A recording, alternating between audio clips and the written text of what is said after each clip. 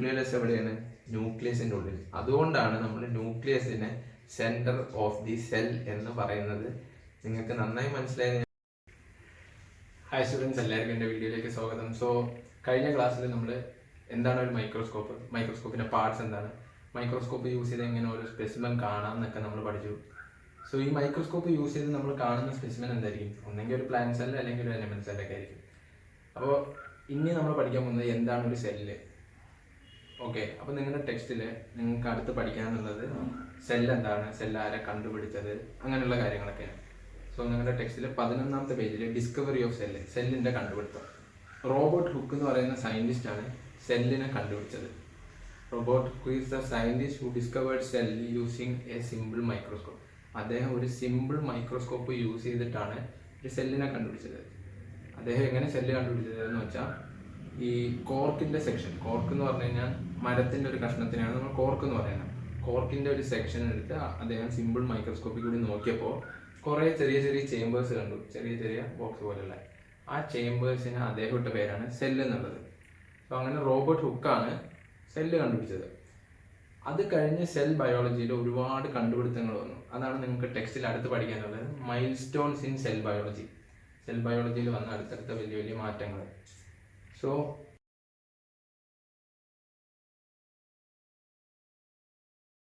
Students, നമുക്കിനി അടുത്ത് പഠിക്കാനുള്ളത് നിങ്ങളുടെ 12ാമത്തെ പേജിൽ സെൽ തിയറി അല്ലെങ്കിൽ അഥവാ സെൽ സിദ്ധാന്തം.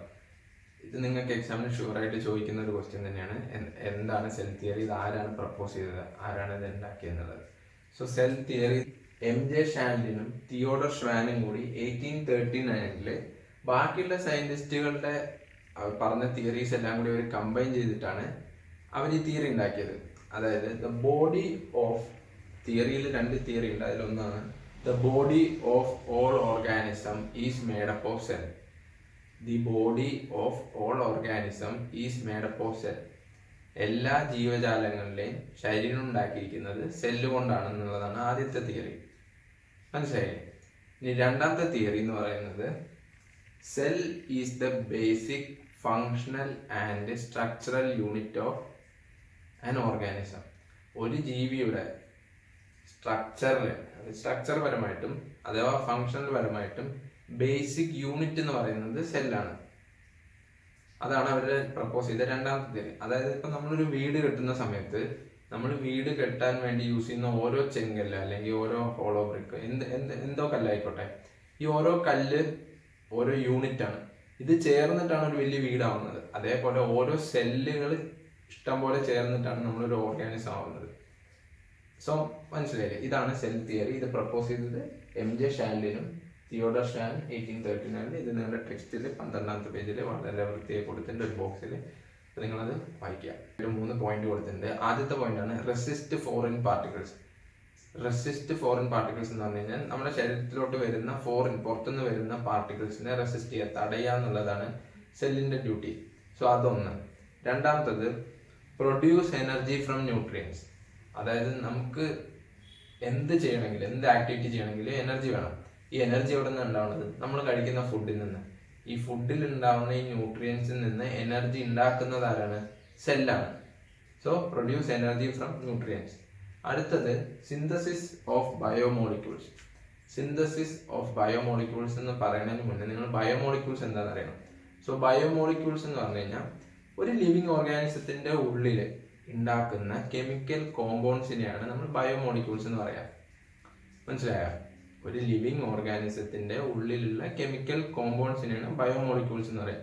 ഇനി ബയോമോളിക്യൂൾസിന് എക്സാമ്പിൾ പറയുകയാണെങ്കിൽ hydrogen, carbon, oxygen, sulphur, phosphorus, ഇതൊക്കെയാണ് കെമിക്കൽ എലമെന്റ്സ്. സോ ബയോമോളിക്യൂൾസ് എന്താണെന്ന് മനസ്സിലായില്ലേ? ഈ സിന്തസിസ് ഓഫ് ബയോമോളിക്യൂൾ, ഇപ്പൊ പറഞ്ഞ ഈ ബയോമോളിക്യൂൾസ് ഒക്കെ ഉണ്ടാക്കാൻ വേണ്ടി സെല്ല് സഹായിക്കും. ഇതാണ് നിങ്ങളുടെ ടെക്സ്റ്റിലുള്ള 3 ഫംഗ്ഷൻ. വളരെ ഇമ്പോർട്ടൻ്റ് ആണ്, എക്സാമിന് തീർച്ചയായും ചോദിച്ചിരിക്കും. സോ നമുക്ക് ഇനി അടുത്ത് പഠിക്കാൻ പോകുന്നത് വളരെ ഇൻട്രസ്റ്റിംഗ് ആയ ഒരു കാര്യമാണ്, structure of cell. Structure of cell, സെല്ലിന്റെ സ്ട്രക്ചർ. സോ മൈക്രോസ്കോപ്പിന്റെ ഡയഗ്രാം വരച്ച പോലെ ഞാൻ സെല്ലിന്റെ ഡയഗ്രാം വരയ്ക്കും. വളരെ റഫായിരിക്കും. നിങ്ങൾക്ക് അതിലുള്ള ഓരോ ഓർഗനൈസേഷനെയും പറഞ്ഞുതരാൻ വേണ്ടിയിട്ടാണ് ഞാൻ ഡയഗ്രാം വരയ്ക്കുന്നത്. സോ നോക്കുക. വളരെ റഫായിട്ട് നമ്മളൊരു സെല്ലിനെ വരയ്ക്കുന്നത്. സോ ഒരു സെല്ല് ഒരു സർക്കിൾ ഷേപ്പിൽ നമ്മൾ വരച്ചു. അതിന് സെൻറ്ററിൽ ഒരു പാർട്ട് ഉണ്ട്, അതിനെ നമ്മൾ ന്യൂക്ലിയസ് എന്ന് പറയും. ഇനി സെല്ലില് വേറൊരു പാർട്ട് ഉണ്ട്,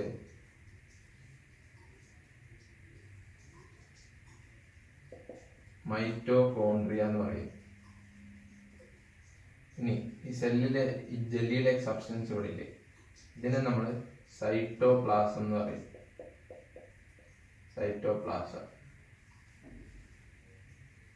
ഇനി സെല്ലിന്റെ സെൽ മെംബ്രെയിൻ ഉണ്ടാവും, അതായത് സെല്ലിന്റെ ബൗണ്ടറി, സെൽ മെംബ്രെയിൻ ഉണ്ടാവും. ഇനി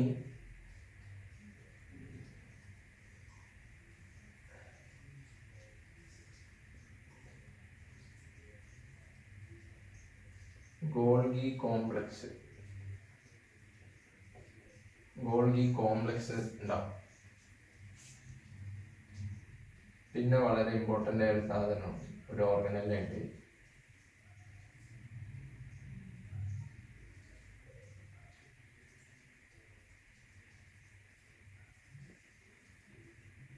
എൻഡോപ്ലാസ്മിക്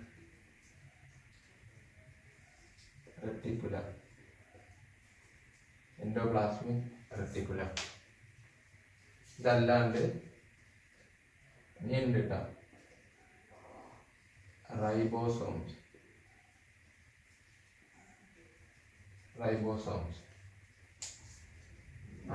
ഇനി സെല്ലില്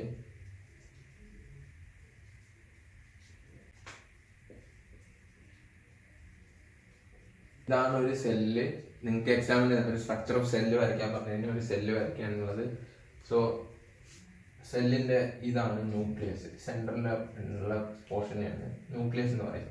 ഇതിന്റെ ഈ ജെല്ലി ലൈക്ക് സബ്സ്റ്റൻസ്, ബാക്കി ഇത്രയും ഏരിയ നമ്മൾ സൈറ്റോപ്ലാസം എന്ന് പറയും, മൈറ്റോകോൺട്രിയ പറയും, സെൽ മെംബ്രെയിൻ പറയും, ഇതിനെ വേക്യൂൾ പറയും, ഗോൾഗി കോംപ്ലക്സ് ഉണ്ടാവും, റൈബോസോംസ് ഉണ്ടാവും, എൻഡോപ്ലാസ്മിക് റെറ്റിക്കുലം ഉണ്ടാവും. ഇത് നിങ്ങൾ സ്ട്രക്ചർ വരയ്ക്കുക എന്നുള്ളതാണ്. ഇനി ഈ സ്ട്രക്ചർ വരച്ചിട്ട് ഈ ഓരോന്നിനെയും നമ്മൾ ഓർഗനല്ലേ എന്ന് പറയാം. എന്താ പറയുക? ഓർഗനല്ലേ.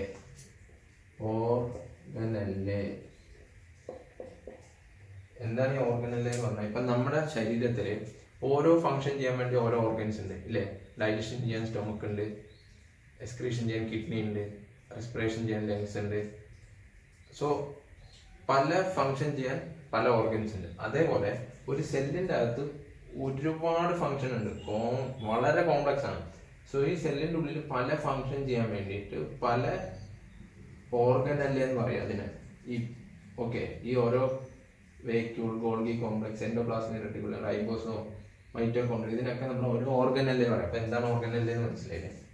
നമുക്ക് ഈ ഓരോ ഓർഗനല്ലേയുടെയും ഫങ്ഷൻ എന്താണെന്നുള്ളത് പഠിക്കാം. സോ നമുക്ക് ആദ്യം മൈറ്റോകോൺട്രിയ പഠിക്കാം. ഞാൻ മൈറ്റോകോൺട്രിയ പറയാൻ കാരണം എന്താണെന്ന് വെച്ച് കഴിഞ്ഞാൽ, അതായത് ഈ 8ാം ക്ലാസ്സിൽ നമ്മൾ പഠിച്ചു കഴിഞ്ഞാൽ 9, 10, 11, 12ാം ക്ലാസ്സൊക്കെ കഴിഞ്ഞ് നമ്മൾ എന്ത് വലുതായാലും നമ്മുടെ അടുത്ത് ഒരാൾ ബയോളജിയിൽ ഒരു കോമൺ ആയിട്ട് ഒരു ക്വസ്റ്റ്യൻ ചോദിക്കുകയാണെങ്കിൽ മൈറ്റോകോൺട്രിയ എന്താണെന്ന് ചോദിക്കും. അപ്പൊ നമുക്ക് എവിടെ നിന്നാന്ന് അറിയില്ല, അതിന്റെ ഉത്തരം അറിയാം. Power house of the cell എന്നുള്ളത് നമ്മൾ പറയും. അത് എന്താണെന്നറിയില്ല. ഇപ്പൊ കമ്പ്യൂട്ടർ സയൻസ് എടുത്ത കുട്ടികളുടെ അടുത്ത് ചോദിച്ചാലും ബയോളജിയിൽ അവർ ഒരിക്കലും മറക്കാത്തൊരു സാധനമാണ് എന്താണ് മൈറ്റോകോൺട്രിയ. എന്താ ചോദിച്ചു കഴിഞ്ഞാൽ power house of the cell എന്ന് പറയുന്നത്. സോ മൈറ്റോകോൺട്രിയ എന്ന് പറഞ്ഞു കഴിഞ്ഞാൽ power house of the cell. അതായത് നമ്മുടെ ശരീരത്തിന് വേണ്ട എനർജി ഉണ്ടാക്കുക, പ്രൊഡ്യൂസ് ചെയ്യലും അതേപോലെ സ്റ്റോറേജ്, എനർജി ഉണ്ടാക്കുന്നത് പോലെ അത് സ്റ്റോർ ചെയ്യാനും സഹായിക്കുന്നത് ഈ മൈറ്റോകോൺട്രിയാണ്. സോ ഈ മൈറ്റോകോൺട്രിയ കൂടുതലും ലിവർ സെൽ, ബ്രെയിൻ സെൽ അല്ലെങ്കിൽ ഹാർട്ടിലുള്ള സെല്ലിലൊക്കെ കൂടുതലായിരിക്കും. കാരണം അവിടുത്തെ ആക്ടിവിറ്റീസ് നമുക്ക് കൂടുതലായിരിക്കും. അപ്പോൾ അവിടെ എനർജി ഒരുപാട് വേണം. സോ മൈറ്റോകോൺട്രിയ അവിടെയുള്ള സെല്ലിലൊക്കെ കൂടുതലായിട്ട് കാണാൻ പറ്റും. സോ ഇതാണ് മൈറ്റോകോൺട്രിയയുടെ ഫംഗ്ഷൻ. നമ്മൾ power house of the cell എന്ന് പറയും. നിങ്ങൾ മൈറ്റോകോൺട്രിയ മനസ്സിലായില്ലേ? ഇനി നിങ്ങൾക്ക് അടുത്ത് പഠിക്കാനുള്ളത്, നമുക്ക് ഓരോന്നായിട്ട് നോക്കാം. Endoplasmic reticulum. ഇതിന്റെ മെയിൻ ഫംഗ്ഷൻ എന്ന് പറഞ്ഞു കഴിഞ്ഞാൽ ഈ സെല്ലിന് ഒരു ഫ്രെയിം വർക്ക്, അതായത് സെല്ലിൻ്റെതായ ഒരു ഷേപ്പ് കൊടുക്കാൻ സഹായിക്കുന്നത് ഈ എൻഡോപ്ലാസ്മിക് റെറ്റിക്കുലത്തിന്റെ വേറൊരു വളരെ ഇമ്പോർട്ടൻ്റ് ആയ ഫംഗ്ഷൻ. നിങ്ങൾ എക്സാമിൽ എന്തായാലും അത് എഴുതണം. അതായത് എൻഡോപ്ലാസ്മിക് റെട്ടിക്കുലം ഒരു പാത്ത് വേ ആണ്. പാത്ത് വേ എന്ന് പറഞ്ഞ ഒരു വഴിയാണ്. എന്തിന്? സെല്ലിന്റെ ഉള്ളിലുള്ള പ്രോട്ടീൻസ് അല്ലെ ഫാറ്റ്സ് സെല്ലിന്റെ ഒരു സ്ഥലത്ത് നിന്ന് വേറൊരു സ്ഥലത്തിലേക്ക് എത്താൻ സഹായിക്കുന്നത് ഈ എൻഡോപ്ലാസ്മിക് റെട്ടിക്കുലമാണ്. മനസ്സിലായ? എൻഡോപ്ലാസ്മിക് റെട്ടിക്കുലത്തിന്റെ സഹായത്തോടെയാണ് സെല്ലിന്റെ ഉള്ളിൽ ഒരു സ്ഥലത്ത് നിന്ന് വേറൊരു സ്ഥലത്തിലോട്ട് പ്രോട്ടീൻ, ഫാറ്റ്, സെല്ലിന് ആവശ്യമുള്ള ന്യൂട്രിയൻസ് എത്താൻ സഹായിക്കുന്നത് ഈ എൻഡോപ്ലാസ്മിക് റെട്ടിക്കുലത്തിൽ വഴിയാണ്. സോ അത് വളരെ ഇമ്പോർട്ടൻ്റ് ആണ്. ഇത്രേ ഉള്ളൂ. ഇതാണ് നിങ്ങളുടെ ടെക്സ്റ്റിലുള്ളത്. ഇതാണ് നിങ്ങളുടെ ടെക്സ്റ്റിൽ വളരെ വൃത്തിക്ക് രണ്ട് പോയിന്റ് വെച്ച് എല്ലാ ഓർഗനലിലേക്കും കൊടുത്തിട്ടുണ്ട്. നിങ്ങൾ അത് മാത്രം പഠിച്ചാൽ മതി. ഇനി നമുക്ക് അടുത്ത് പഠിക്കാനുള്ളത് റൈബോസോം. ഈ റൈബോസോം നിങ്ങളുടെ ടെക്സ്റ്റിൽ വെറും 2 പോയിന്റിലാണ് തീർത്തിരിക്കുന്നത്. ഈ റൈബോസോം ചെയ്യുന്ന ഫങ്ഷൻ ശരിക്കും പറഞ്ഞാൽ വളരെ കോംപ്ലക്സ് എന്ന് പറഞ്ഞാൽ വളരെ വളരെ ടഫാണ്, വളരെ വലുതാണ്. പക്ഷെ നമുക്കിപ്പോൾ 8ാം ക്ലാസ്സിൽ ജസ്റ്റ് എന്താണ് റൈബോസോം എന്നുള്ളത് മാത്രമേ പഠിക്കാനുള്ളൂ. അത് നിങ്ങൾ ഇനി വലിയ ക്ലാസ്സിലൊക്കെ പോകുമ്പോൾ നിങ്ങൾക്ക് മനസ്സിലായി എത്ര കോംപ്ലിക്കേറ്റഡ് ആണ് റൈബോസോമിന്റെ ഫംഗ്ഷൻ എന്നുള്ളത്. സോ റൈബോസോം നിങ്ങളുടെ ടെക്സ്റ്റ് അനുസരിച്ച് റൈബോസോമിന്റെ ഫംഗ്ഷൻ എന്ന് പറഞ്ഞു കഴിഞ്ഞാൽ പ്രോട്ടീൻ സിന്തസിസ്. പ്രോട്ടീൻ എന്ന് പറഞ്ഞു കഴിഞ്ഞാൽ എന്താണ്? ഗ്രൂപ്പ് ഓഫ് അമിനോ ആസിഡ്സിനെയാണ് നമ്മൾ പ്രോട്ടീൻ എന്ന് പറയാം. മനസ്സിലായില്ലേ? ഗ്രൂപ്പ് ഓഫ് അമിനോ ആസിഡ്സിനെയാണ് നമ്മൾ പ്രോട്ടീൻ എന്ന് പറയാം. ഈ പ്രോട്ടീൻ സിന്തസൈസ് ചെയ്യുക, പ്രോട്ടീൻ ഉണ്ടാക്കുക എന്നുള്ളതാണ് റൈബോസോമിന്റെ ഫംഗ്ഷൻ. പിന്നെ ഈ റൈബോസോം കൂടുതലും എൻഡോപ്ലാസ്മിക് റെട്ടിക്കുലമായിട്ട് അറ്റാച്ച് ചെയ്തിട്ടായിരിക്കും കൂടുതലും കാണുക. അല്ലാത്തത് സെല്ലിന്റെ ഏതെങ്കിലും ഒരു വശത്ത് ഇങ്ങനെ ഒറ്റയ്ക്ക് ഇരിക്കുന്നുണ്ടാവും. സോ അതാണ് റൈബോസോമിന്റെ ഫംഗ്ഷൻ. ഇത്രേ ഉള്ളൂ. നിങ്ങൾക്ക് ഇപ്പം അത് അത്രേ പഠിക്കാനുള്ളൂ. ഒന്നാണ് വാക്യൂൾ. ഈ വാക്യൂളിന്റെ മെയിൻ ജോബ് എന്താണെന്ന് വെച്ച് കഴിഞ്ഞാൽ വേസ്റ്റ് പ്രൊഡക്ട്സിന്റെ സ്റ്റോർ ചെയ്യുക എന്നുള്ളതാണ്. എന്നിട്ട് അതിനെ റിലീസ് ചെയ്യും. പക്ഷെ അത് പ്ലാന്റ് സെല്ലിൽ വരുന്ന സമയത്ത് ഈ വാക്യൂളിന് വേറൊരു ജോബായിരിക്കും. അതായത് വാട്ടർ ബാലൻസ്, സെല്ലിന്റെ ഉള്ളിലുള്ള വാട്ടർ ബാലൻസ് മെയിൻറ്റെയിൻ ചെയ്യുക എന്നുള്ളതായിരിക്കും വാക്യൂളിന്റെ പണി.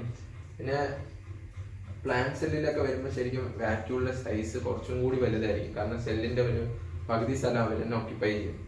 സോ ഇതാണ് വാക്യൂളിന്റെ ഇത്. പിന്നെ നിങ്ങളുടെ ടെക്സ്റ്റിൽ ഇറ്റ്സ് കവേർഡ് ബൈ ടോണോപ്ലാസ്റ്റ് എന്ന് പറഞ്ഞിട്ടൊരു പോയിന്റ് ഉണ്ട്. Vacuole is covered by tonoplast എന്ന് പറഞ്ഞിട്ട്. ഇനി ടോണോപ്ലാസ്റ്റ് എന്ന് കേട്ടിട്ട് പേടിക്കൊന്നും വേണ്ട. ടോണോപ്ലാസ്റ്റ് എന്ന് പറഞ്ഞു കഴിഞ്ഞാൽ ഇതിന്റെ മെംബ്രെയിന്റെ പേരാണ്. മെംബ്രെയിൻ എന്ന് പറഞ്ഞു കഴിഞ്ഞാൽ ഒരു ബൗണ്ടറി, മനസ്സിലായി, ഒരു ലെയർ ഓഫ് ടിഷ്യൂ, അതിനെയാണ് മെംബ്രെയിൻ എന്ന് പറയുന്നത്. സോ ആ മെംബ്രെയിന്റെ പേരാണ് ടോണോപ്ലാസ്റ്റ് എന്നുള്ളത് നിങ്ങളുടെ ടെക്സ്റ്റിലുള്ളത്. സോ വാക്യൂൾ കഴിഞ്ഞു. ഇനി നമുക്ക് അടുത്ത് പഠിക്കാനുള്ളത് അടുത്തൊരു ഇമ്പോർട്ടൻ്റ് ആണ് ഗോൾഗി കോംപ്ലക്സ്. സോ ഗോൾഗി കോംപ്ലക്സിന്റെ ഫംഗ്ഷൻ എന്താണെന്ന് പറഞ്ഞു കഴിഞ്ഞാൽ കളക്ട് വേസ്റ്റ് സെക്രീഷൻ, വേസ്റ്റ് ആയിട്ടുള്ള സെക്രീഷൻ, അതായത് എൻസൈംസ്, ഹോർമോൺസ്, മ്യൂക്കസ്, ഇതിൻ്റെയൊക്കെ സെക്രീഷൻ കളക്ട് ചെയ്യുക, വേസ്റ്റ് ആയിട്ടുള്ളത് കളക്ട് ചെയ്യുക, എന്നിട്ട് അതിനെ കളയാന്നുള്ളതാണ് ഗോൾഗി കോംപ്ലക്സിന്റെ ഫംഗ്ഷൻ. ഇത് കൂടുതലും കാണുന്നത് ഗ്ലാൻഡുലാർ സെൽസിലാണ്. അപ്പൊ നിങ്ങൾക്ക് തോന്നാം ഈ ഗ്ലാൻഡുലാർ സെൽ എവിടെയാണ്? ഈ ഗ്ലാൻഡുലാർ സെല്ല് കൂടുതലും വന്നിട്ട് യൂട്രസ് ലൈനിങ്, ഫീമെയിൽസിലെ യൂട്രസ് ലൈനിങ്ങിന്റെ അവിടെയൊക്കെ ആയിരിക്കും ഏറ്റവും കൂടുതൽ ഗ്ലാൻഡുലാർ സെല്ല് കാണാം. കൂടുതലും ഗ്ലാൻഡുലാർ സെല്ലിലായിരിക്കും കൂടുതലും ഗോൾഗി കോംപ്ലക്സ് ഉള്ളത്. അതെന്തുകൊണ്ടാണ്? കാരണം അവിടെ കൂടുതൽ സെക്രീഷൻസ് ഉണ്ടാവും. മ്യൂക്കസ് ആയിക്കോട്ടെ, ഹോർമോൺസ് ആയിക്കോട്ടെ, എൻസൈംസ് ആയിക്കോട്ടെ, ഇതിൻ്റെയൊക്കെ സെക്രീഷൻ, വേസ്റ്റ് സെക്രീഷൻസ് ഉണ്ടാവും. അത് കളക്ട് ചെയ്യുക എന്നുള്ളതാണ് ഗോൾഗി കോംപ്ലക്സിന്റെ ജോബ്. സോ ഇത്രയും നിങ്ങൾക്ക് മനസ്സിലായില്ലേ? ഇത്രയാണ് ഈ ഒരു 5 ഓർഗനലിലാണ് നിങ്ങളുടെ ടെക്സ്റ്റിൽ നിങ്ങൾക്ക് ഇമ്പോർട്ടൻ്റ് ആയിട്ടുള്ളത്. ഇത് നിങ്ങൾക്ക് എക്സാമിന് ഷുവറായിട്ട് ചോദിക്കാം. ഏതെങ്കിലും ഈ 5 ഉറപ്പായിട്ടൊന്നും ചോദിക്കില്ല, പക്ഷേ ഈ 5 ഏതെങ്കിലും ഒരു 2 ഫംഗ്ഷൻ എന്താണെന്ന് ചോദിക്കാം. സോ ഇമ്പോർട്ടൻ്റ് ആണ്, എല്ലാം മനസ്സിലായി. ഞാൻ ഒരു തവണ കൂടി പറയാം. നമ്മൾ ആദ്യം മൈറ്റോകോൺട്രിയ പഠിച്ചു. മൈറ്റോകോൺട്രിയ എന്ന് പറഞ്ഞു കഴിഞ്ഞാൽ എന്താണ്? Power house of the cell. സെല്ലിന്റെ പവർ ഹൗസ് എന്ന് പറഞ്ഞു കഴിഞ്ഞാൽ എനർജി ഉണ്ടാക്കുന്നതും എനർജി അതേപോലെ സ്റ്റോർ ചെയ്യാനും സഹായിക്കുന്നത് മൈറ്റോകോൺട്രിയ. രണ്ടാമത്തെ നമ്മൾ എൻഡോപ്ലാസ്മിക് റെട്ടിക്കുലം എന്താണെന്ന് പഠിച്ചു. എൻഡോപ്ലാസ്മിക് റെട്ടിക്കുലം എന്ന് പറഞ്ഞു കഴിഞ്ഞാൽ സെല്ലിന് അതിൻ്റെതായ ഷേപ്പ് കൊടുക്കാൻ സഹായിക്കുന്നത് എൻഡോപ്ലാസ്മിക് റെട്ടിക്കുലം, ഒരു ഫംഗ്ഷൻ അതിന്റെ. രണ്ടാമത്തെ ഫംഗ്ഷൻ എന്ന് പറഞ്ഞു കഴിഞ്ഞാൽ സെല്ലിന്റെ ഉള്ളിലുള്ള പ്രോട്ടീൻസ് അല്ലെങ്കിൽ ഫാറ്റ് കണ്ടന്റ് ഒക്കെ ഒരു സ്ഥലത്ത് നിന്ന് വേറൊരു സ്ഥലത്തിലോട്ട് പോകാൻ സഹായിക്കുന്ന ഒരു പാത്ത് വേ ആണ് എൻഡോപ്ലാസ്മിക് റെട്ടിക്കുലം. സോ അത് മനസ്സിലായി. ഇനി മൂന്നാമത്തത് റൈബോസോം ആണ്. ഞാൻ പറഞ്ഞു റൈബോസോം വളരെ ഇമ്പോർട്ടൻ്റ് ആയ ഒരു ഓർഗനലാണ്. പക്ഷെ നിങ്ങൾക്ക് ഇപ്പോൾ ടെക്സ്റ്റിൽ 2 പോയിന്റ് പഠിക്കാനുള്ളൂ. ഒന്ന്, റൈബോസോം പ്രോട്ടീൻ സിന്തസൈസ് ചെയ്യുന്നത് റൈബോസോം ആണ്. പിന്നെ റൈബോസോം കൂടുതലും എൻഡോപ്ലാസ്മിക് റെട്ടിക്കുലത്തിൽ അറ്റാച്ച് ചെയ്തിട്ടായിരിക്കും കാണുക എന്നുള്ളത്. അത് കഴിഞ്ഞ് നാലാമത്തത് വാക്യൂൾ എന്ന് പറഞ്ഞു. വാക്യൂൾ എന്ന് പറഞ്ഞു കഴിഞ്ഞാൽ ഒരു വലിയ ഒരു ഓർഗനലാണ്. അത് കൂടുതലും വാട്ടർ ബാലൻസിനും സെല്ലിൻ്റെ ഉള്ളിലെ വാട്ടർ ബാലൻസിനും അതേപോലെ വേസ്റ്റ് സെക്രീഷൻ വേസ്റ്റ് കളക്ഷനൊക്കെ വേണ്ടിയിട്ടായിരിക്കും വാക്യൂൾ ഉണ്ടാവുക. അത് കഴിഞ്ഞ് അടുത്ത് ഗോൾഗി കോംപ്ലക്സ് ഉണ്ട്. ഗോൾഗി കോംപ്ലക്സ് എന്താ ചെയ്യണത്? Collect waste secretion like enzyme, hormone, mucus ഇതുപോലെയുള്ള ഇത് കളക്ട് കളയാൻ വേണ്ടിയിട്ടാണ് ഗോൾഗി കോംപ്ലക്സ് ഉള്ളത്. സോ ഇതാണ് 5 ഓർഗനിലെ അതിൻ്റെ ഫംഗ്ഷൻ നമ്മൾ പഠിച്ചു. സോ നിങ്ങൾക്ക് ഇത് നന്നായി മനസ്സിലായെന്ന് ഞാൻ വിചാരിക്കണം. നിങ്ങളുടെ 15ാമത്തെ പേജിൽ സ്റ്റേജസ് ഓഫ് ഡെവലപ്മെന്റ് എന്ന് പറഞ്ഞിട്ട് ഒരു പാരഗ്രാഫ് ഉണ്ട്. അത് എക്സാം പോയിന്റ് ഓഫ് വ്യൂവിന് അത്ര ഇമ്പോർട്ടൻ്റ് ഒന്നുമല്ല, പക്ഷെ നിങ്ങൾക്ക് അത് ജസ്റ്റ് മനസ്സിലാക്കേണ്ട കാര്യം, അതായത് നമ്മൾ നേരത്തെ സെല്ലിൻ്റെ കാര്യം പറഞ്ഞു. ഈ റോബർട്ട് ഹുക്ക് എന്ന് പറയുന്ന സയൻറ്റിസ്റ്റ് വളരെ സിമ്പിൾ മൈക്രോസ്കോപ്പ് യൂസ് ചെയ്തിട്ടാണ് സെല്ല് കണ്ടുപിടിച്ചത്. അതിനുശേഷം നമ്മുടെ സെൽ ബയോളജി എന്നുള്ളത് കൂടുതലായിട്ട് ഡെവലപ്പായി. കാരണം എന്താണ്? ടെക്നോളജികൾ കൂടുതലായിട്ട് വന്നു. കോമ്പൗണ്ട് മൈക്രോസ്കോപ്പ് നിങ്ങൾക്ക് അറിയാം, അതൊരു 2000-3000 ടൈംസ് നമുക്ക് മാഗ്നിഫൈ ചെയ്തിട്ടായിരിക്കും നമ്മളൊരു സെല്ല് കാണാം. പക്ഷെ ഇപ്പോൾ ടെക്നോളജി വളർന്ന് നമ്മൾ ഇപ്പൊ ഈ പറഞ്ഞ ഈ ഓർഗനലിലേക്ക് കണ്ടത് എങ്ങനെയാണ്? ഇലക്ട്രോൺ മൈക്രോസ്കോപ്പ് എന്ന് പറഞ്ഞ മൈക്രോസ്കോപ്പ് യൂസ് ചെയ്തിട്ടാണ്. ഇനി എന്താണ് ഇലക്ട്രോൺ മൈക്രോസ്കോപ്പ് എന്ന് ചോദിച്ചു കഴിഞ്ഞാൽ, ഇപ്പൊ നിങ്ങൾക്കറിയാം കോമ്പൗണ്ട് മൈക്രോസ്കോപ്പിൽ നമ്മൾ സൺലൈറ്റോ അല്ലെങ്കിൽ വേറെ ലൈറ്റ് യൂസ് ചെയ്തിട്ടായിരിക്കും നമ്മളൊരു സെല്ലിനെ കാണുന്നതെങ്കിൽ, ഇലക്ട്രോൺ മൈക്രോസ്കോപ്പിൽ ഇലക്ട്രോൺസ് യൂസ് ചെയ്തിട്ടായിരിക്കും നമ്മൾ മൈക്രോസ്കോപ്പിൽ ആ സ്പെസിമെൻ കാണുന്നത്. അപ്പോൾ എന്താ സംഭവിക്കുന്നത് വെച്ച് കഴിഞ്ഞാൽ, മില്യൺ ടൈംസ് ആണ് അത് മാഗ്നിഫൈ ചെയ്യുക. ഇലക്ട്രോൺസ് യൂസ് ചെയ്തിട്ട് മില്യൺ ടൈംസ്. സോ നമുക്കൊരു സെല്ലിന്റെ ഉള്ളിലോട്ട് പോയി ഈ ഗോൾഗി കോംപ്ലക്സിന്റെ ഉള്ളിലോട്ട് പോയി അതിൻ്റെ ഉള്ളിൽ എന്താ നടക്കണമെന്ന് വരെ കാണാൻ ശേഷിയുള്ള ടെക്നോളജി ഇപ്പം ഉണ്ട്. സോ അതാണ് സ്റ്റേജസ് ഓഫ് ഡെവലപ്മെന്റ്. അതുകൊണ്ടാണ് സെൽ ബയോളജി ഓരോ ദിവസവും വളർന്നുകൊണ്ടിരിക്കുന്നത്. ഇതാണ് നിങ്ങളുടെ പേജിൽ പറയുന്നത്. ഇത് എക്സാം പോയിന്റ് ഓഫ് വ്യൂവിന് എനിക്ക് തോന്നുന്നില്ല അത്ര ഇമ്പോർട്ടൻ്റ് അല്ല, പക്ഷെ എന്താണ് പേജിൽ പറയുന്നത് എന്നുള്ളത് മാത്രമേ ഞാൻ പറയുന്നുള്ളൂ. ന്യൂക്ലിയസിനെ കുറിച്ചാണ്. ന്യൂക്ലിയസ് നിങ്ങൾക്കറിയാം, ന്യൂക്ലിയസ് ഒരു സെല്ലിന്റെ ഏറ്റവും ഇമ്പോർട്ടൻ്റ് ആയ പാർട്ടാണ് ന്യൂക്ലിയസ്. എക്സാമിന് ചോദിക്കുമ്പോൾ എന്തുകൊണ്ടാണ് സെല്ലിന്റെ സെന്റർ ന്യൂക്ലിയസ് എന്നുള്ളത് എക്സാമിന് ചോദിക്കുമ്പോൾ അതിനുള്ള റീസൺ ഞാനിപ്പോൾ പറഞ്ഞുതരാം. ന്യൂക്ലിയസിനെ നമ്മൾ മുറിച്ച് കഴിഞ്ഞാൽ കിട്ടുന്നത് ഇങ്ങനെയായിരിക്കും. ഈ ന്യൂക്ലിയസിൽ നിങ്ങൾക്ക് പഠിക്കാൻ കുറച്ച് പാർട്സ് ഉണ്ട്, അതിൻ്റെ ഫങ്ഷൻ ഉണ്ട്. അതായത് ന്യൂക്ലിയസിന്റെ ഈ മെംബ്രെയിൻ എന്ന് പറഞ്ഞാൽ നിങ്ങൾക്കറിയാം ബൗണ്ടറി അല്ലെങ്കിൽ അതിൻ്റെ ലെയറിനെയാണ് ന്യൂക്ലിയർ മെംബ്രെയിൻ എന്ന് പറയും. ന്യൂക്ലിയർ മെംബ്രെയിൻ എന്ന് പറയും. അത് കഴിഞ്ഞിട്ട് ഈ ഓരോ പോർസ് കണ്ടില്ലേ, പോർസ് എന്ന് പറഞ്ഞാൽ ദ്വാരങ്ങൾ കണ്ടില്ലേ, ഈ ദ്വാരങ്ങളെയാണ് നമ്മൾ ന്യൂക്ലിയർ പോർ എന്ന് പറയും. ന്യൂക്ലിയർ പോർ. അതിനുശേഷം നിങ്ങൾ സെല്ലിൻ്റെ ഉള്ളിൽ ഈ ഒരു സ്പേസിനെ നമ്മൾ ഈ സൈറ്റോപ്ലാസം എന്ന് പറയും. അതേപോലെ ന്യൂക്ലിയസിൻ്റെ ഉള്ളിലുള്ള ഈ സ്പേസിനെ നമ്മൾ ന്യൂക്ലിയോപ്ലാസം എന്ന് പറയും. ഓക്കെ. ഇനി 2 ഇമ്പോർട്ടൻ്റ് ആയ ടോപ്പിക്കുകൾ ഉണ്ട്. ഈ സെന്ററിൻ്റെ ഉള്ളിൽ കുറേ ന്യൂക്ലിയസിൻ്റെ സെന്ററിൻ്റെ ഉള്ളിൽ കുറേ ചെറിയ സ്പിരിക്കൽ ബോഡീസ് ഉണ്ടാവും, ചെറിയ ഉണ്ട ബോഡീസ് ഉണ്ടാവും. അതിനെ നമ്മൾ ന്യൂക്ലിയോലസ് എന്ന് പറയും. അതേപോലെ ഈ ന്യൂക്ലിയോപ്ലാസത്തിൻ്റെ ഉള്ളിൽ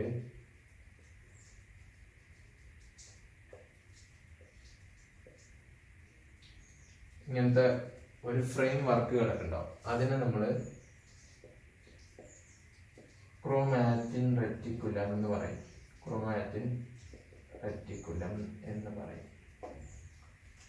ഓക്കെ.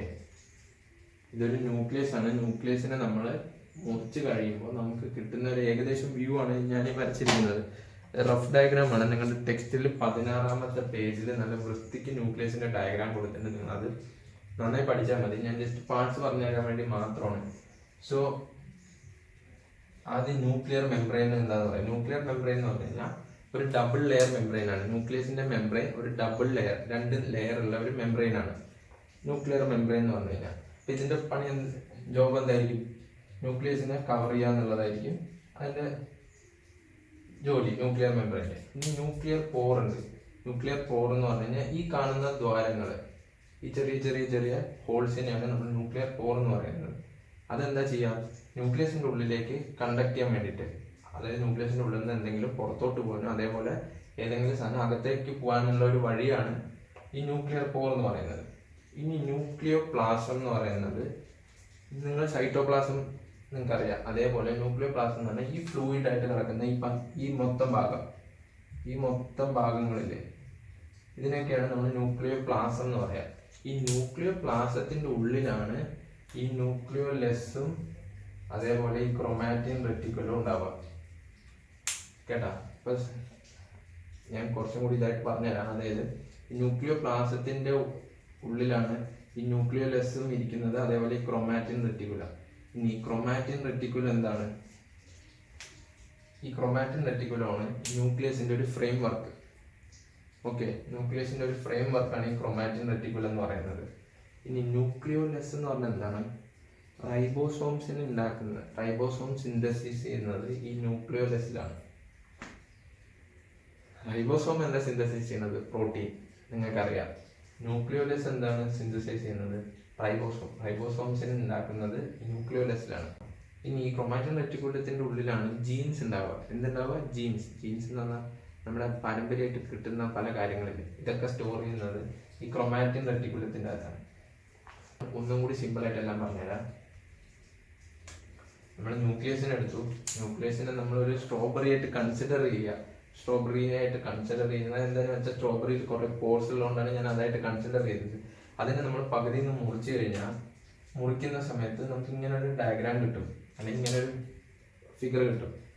ഇതില് ന്യൂക്ലിയസിന്റെ മെയിൻ പാർട്സ് എന്ന് പറഞ്ഞു കഴിഞ്ഞാൽ ന്യൂക്ലിയർ പോർ ഉണ്ട്. നിങ്ങളിപ്പോൾ നമുക്ക് നമ്പർ ഇട്ട് പഠിക്കുന്നത്, ഇത് ഫസ്റ്റ് വൺ ന്യൂക്ലിയർ മെംബ്രെയിൻ.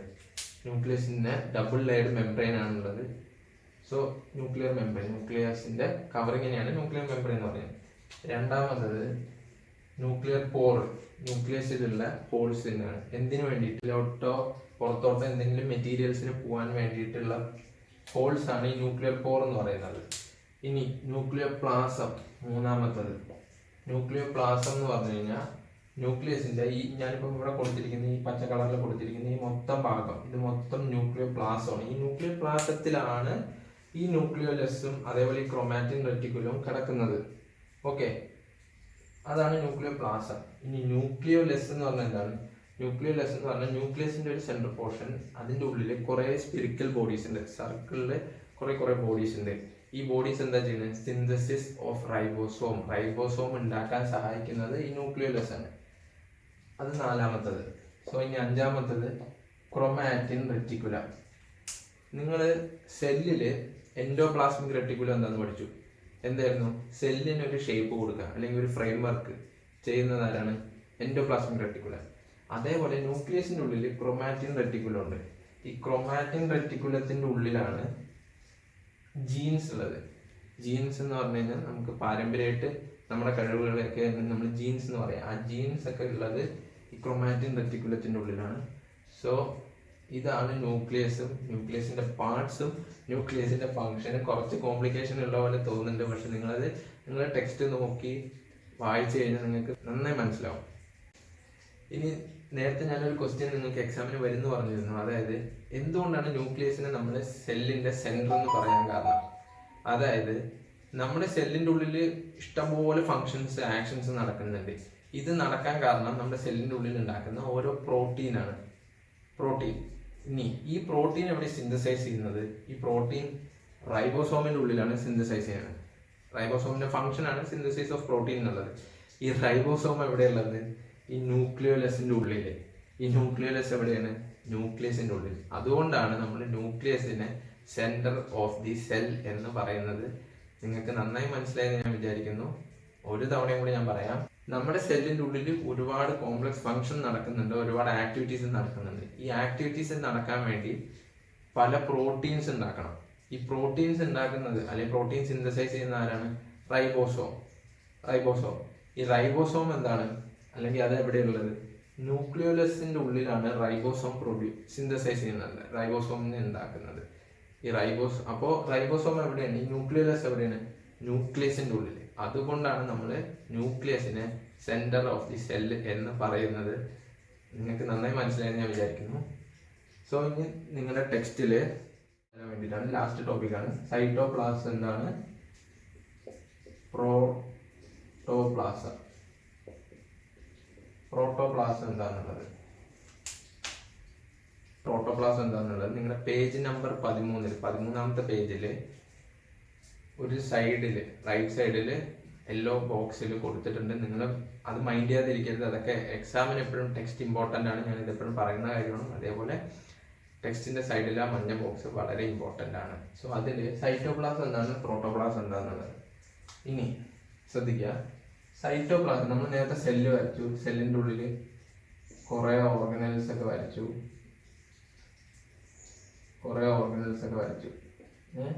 ഇതാണ് നമ്മുടെ ന്യൂക്ലിയസ് കേട്ടോ. ഇത് നമ്മുടെ ന്യൂക്ലിയസ്. ഈ സെല്ലിന്റെ ഉള്ളില് ന്യൂക്ലിയസിനെ ഒഴിവാക്കിയിട്ട് ബാക്കി കിടക്കുന്ന എല്ലാ ഓർഗനലിലും ഞാൻ വൃത്തിയായി വരയ്ക്കാത്തതെന്ന് വെച്ച് കഴിഞ്ഞാൽ നിങ്ങൾക്ക് അറിയാം. മൈറ്റോകോൺട്രിയ ഉണ്ട്, ഗോൾഗി കോംപ്ലക്സ് ഉണ്ട്, എൻഡോപ്ലാസ്മിക് റെട്ടിക്കുലം ഉണ്ട്, റൈബോസോം ഉണ്ട് എന്നൊക്കെ നിങ്ങൾക്ക് അറിയാം. സോ ഈ ഓർഗനലെല്ലാം കിടക്കുന്ന സ്ഥലം, ഈ സ്പേസിനെ മൊത്തത്തിൽ നമ്മൾ പറയുന്നതാണ് സൈറ്റോപ്ലാസം. സൈറ്റോപ്ലാസം എന്ന് പറയുന്നത് ന്യൂക്ലിയസിനെ ഒഴിവാക്കിയിട്ട് ബാക്കി ഓർഗനലെല്ലാം കിടക്കുന്ന പോർഷനെയാണ് നമ്മൾ സൈറ്റോപ്ലാസം എന്ന് പറയാം. അതേസമയം പ്രോട്ടോപ്ലാസം എന്ന് പറയുന്ന സമയത്ത് ഇത് സെല്ല്, ബാക്കിയുള്ള എല്ലാ ഓർഗനൽസ് ഒക്കെ ഉണ്ടാവും. ഇത് ന്യൂക്ലിയസ്. ഇനി പ്രോട്ടോപ്ലാസം എന്ന് പറഞ്ഞാൽ എന്താണ്? സൈറ്റോപ്ലാസത്തിനെയും കൂട്ടി, അതായത് ഈ സൈറ്റോപ്ലാസത്തിനെ നമ്മൾ കൂട്ടും, ഈ ന്യൂക്ലിയസിനെയും നമ്മൾ കൂട്ടും. ഇത് രണ്ടിനെയും കൂടി നമ്മൾ കമ്പൈൻ ചെയ്തിട്ട് പറയുന്ന സ്പേസിനെയാണ് പ്രോട്ടോപ്ലാസം എന്ന് പറയുന്നത്. സൈറ്റോപ്ലാസം എന്ന് പറയുമ്പോൾ നമ്മൾ ന്യൂക്ലിയസിനെ ഒഴിവാക്കിയിട്ട് ബാക്കിയുള്ള ഓർഗനൽസിനെല്ലാം കൂടി ഓക്യുപ്പൈ ചെയ്യുന്ന സ്ഥലത്തിനെയാണ് നമ്മൾ സൈറ്റോപ്ലാസം എന്ന് പറയാം. പക്ഷെ പ്രോട്ടോപ്ലാസം എന്ന് പറഞ്ഞു കഴിഞ്ഞാൽ നമ്മുടെ ന്യൂക്ലിയസിനെയും ഇൻക്ലൂഡ് ചെയ്യും, നമ്മൾ സൈറ്റോപ്ലാസത്തിനെ ഇൻക്ലൂഡ് ചെയ്തിട്ടുള്ള ഏരിയനെയാണ് നമ്മൾ പ്രോട്ടോപ്ലാസം എന്ന് പറയുക. സോ നിങ്ങൾക്ക് ഇത് മനസ്സിലായെന്ന് ഞാൻ വിചാരിക്കണം. സോ ഇതാണ് പാർട്ട് 2-ൽ നിങ്ങളുടെ ഫസ്റ്റ് ലെസണിൽ പഠിച്ചത്. എല്ലാവർക്കും എല്ലാം മനസ്സിലായെന്ന് ഞാൻ വിചാരിക്കണം. എന്തെങ്കിലും നിങ്ങൾക്ക് ഡൗട്ട് ഉണ്ടെങ്കിൽ അത് കമൻറ്റ് സെക്ഷനിൽ ചോദിക്കുക. ഇഷ്ടപ്പെട്ട് കഴിഞ്ഞാൽ നിങ്ങൾക്ക് നിങ്ങളുടെ ഫ്രണ്ട്സിന് ഷെയർ ചെയ്യാം. എന്തെങ്കിലും പോരായ്മയൊക്കെ ഉണ്ടെങ്കിൽ നിങ്ങൾക്ക് അത് കമൻറ്റ് ചെയ്യാം. So all the best. Bye.